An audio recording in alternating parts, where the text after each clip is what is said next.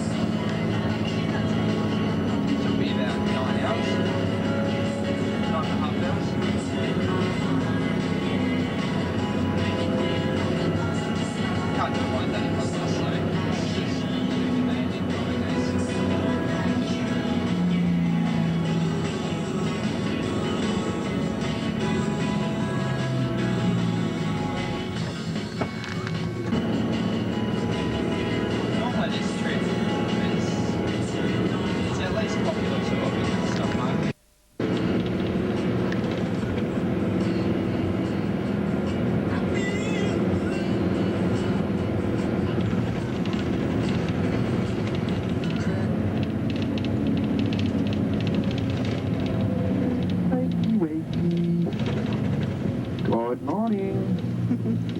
Did you have a good sleep back there? yeah. I had a good sleep up here too. Brings all that sort of stuff, then we'll keep going up the road towards Wangarawan. Now since Melbourne, we've crossed over the Great Dividing Range. We're now on the north side of the Great Dividing Range. At the moment we're in the Goulburn River Valley, which is part of the Murray-Darling Basin. I'll tell you more about that soon after we leave here. So, first stop here, oh no, there's a bus full of school kids over there. We might use one of the tables in the middle of them. Find somewhere to stop the bus up here. Oh no, they're not school kids, old folks. That's alright, we'll stop here. Do you remember when they went on holiday, Jen? Abby? Yeah. Remember the town that they drove to? Yeah. You sang a little song. Oh. We're going to Bonnie Doon. Yeah, we're going to drive through Bonnie Doon soon. And their very extraordinary story.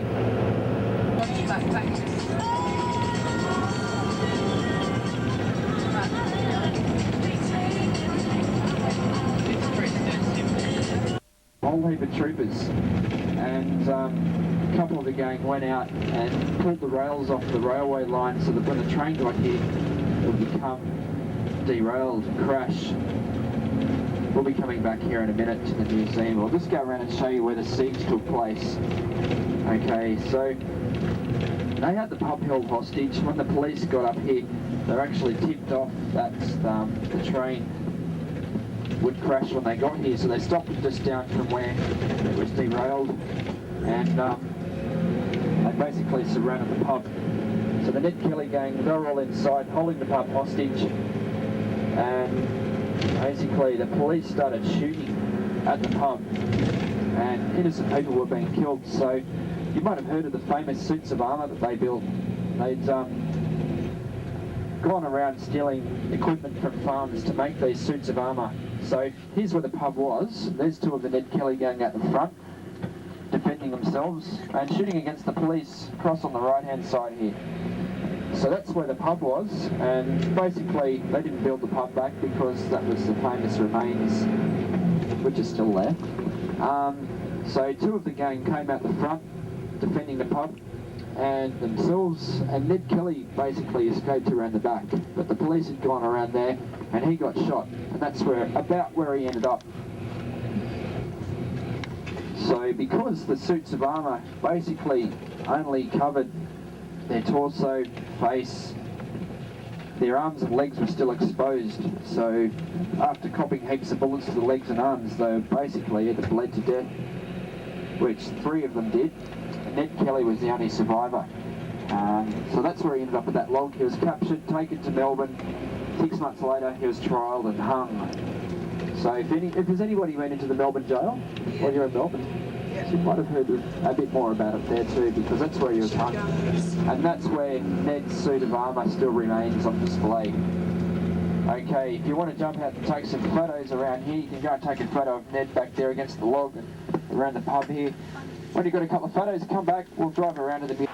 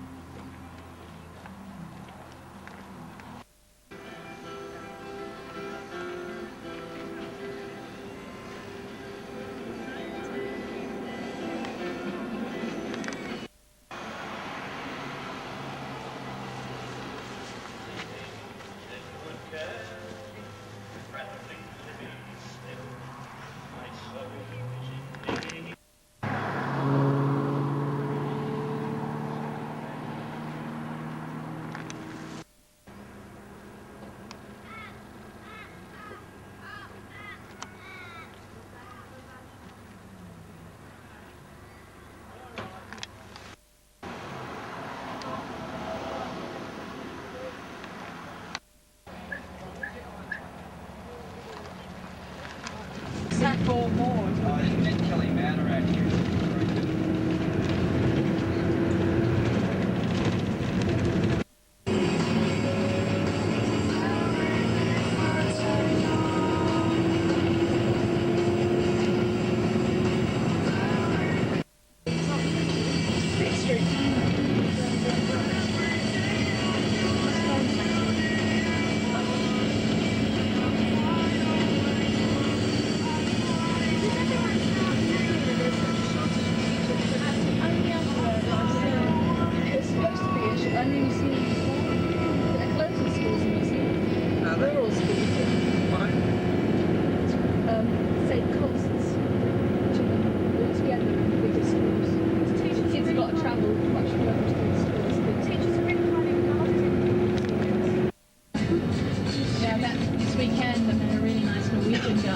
Very strong American accent. He's never been to America, but all his high school teachers were American workers. And also because they get lots of American programs, subtitles, Yeah. subtitles, but they pick up the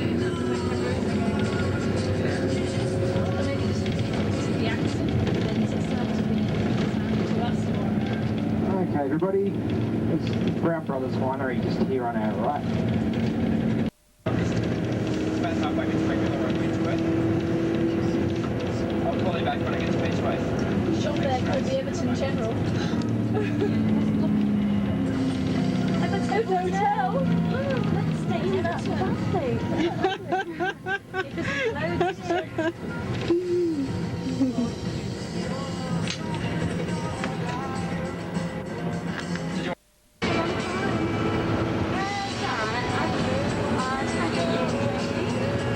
So we didn't see each other for a year at that stage. And it was kind of just hard. Because, you know, you get to see each other 2 weeks and you get really close to each other again, you're really attached and you have to get close. You think 3 Bs, Beechworth, Bendigo and Ballarat. So, and it was because of the gold rush that lots of people migrated from overseas, particularly from the United Kingdom and Ireland, and also quite a lot of migrants from China came out at that time as well. So because of all the money they'd made from mining gold, it built Melbourne to what it is now, really. Before gold was discovered in Victoria, Melbourne was a very small city, nothing compared to Sydney. That's what brought Melbourne up. And a lot of those big old buildings you see in Melbourne are built on the money made from the goldfields of Victoria. Not many of the towns in Victoria actually got much of the money, but Freeman did. This one ended up doing pretty well. And as you'll see in a minute, there's some fairly impressive buildings around Beechworth. It's quite a quaint little town here anymore. So their economy survives around tourism.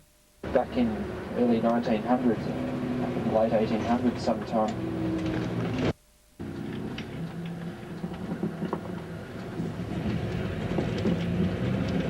So we'll just drive around really quickly and I'll show you some of the buildings and then park the bus and you can do what you like for about 45 minutes. And just here on the right, that's the gold mine of the town these days, literally. That bakery employs about 100 people and make lots of money, but it's really, really good food there. It's not all that expensive. Not a bad spot to get some lunch. And the bank in this town, Ned Kelly and his gang did plan to knock it off once, but who was once a very close friend of the gang became an enemy of the gang when they actually tipped the police off that they were going to rob the bank. And when they got here, they discovered that the police were there before them, so they managed to escape uncaught though. But Ned Kelly's mum was actually in prison for about 3 years because the local policeman where they lived had a liking for Ned's sister. And one day there was an altercation between Ned's mum and the policeman over this issue when the policeman had become quite forceful about his intentions for her daughter. So she basically hit the policeman over the head in defence with a saucepan. She ended up in jail. It's there on the right in the Beechworth prison. But that was another little trick of the troopers to try and get Ned Kelly out of the woodwork. And it did indeed stir him up quite a lot. He wasn't too happy that his mother was in prison for basically defending herself.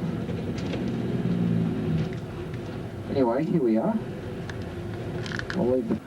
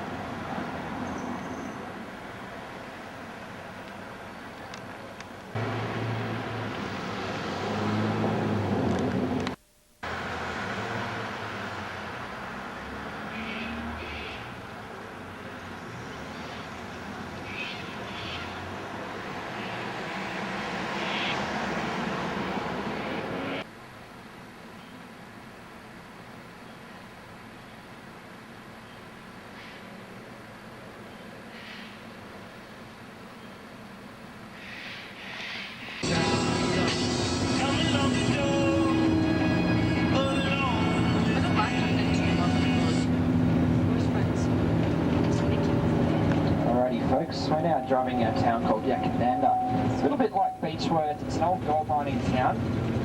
They found gold here being stuck back halfway through the last century. It literally feels like you're in the 1950s as you drive down the main street. That's what I mean in a second. Anyone that's been to the cinema very recently, you might have noticed a movie called Strange Bedfellows with Paul Hogan, Michael Caton in it. Filmed in this town, filmed and set here. So keep your eye out for that one. Apparently it's quite good. What's it about?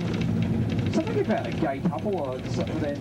They're not actually gay or... They're straight, but they live together. Yeah, I can't remember. I've only seen it very brief. They get what for living? Yeah, like if you're married.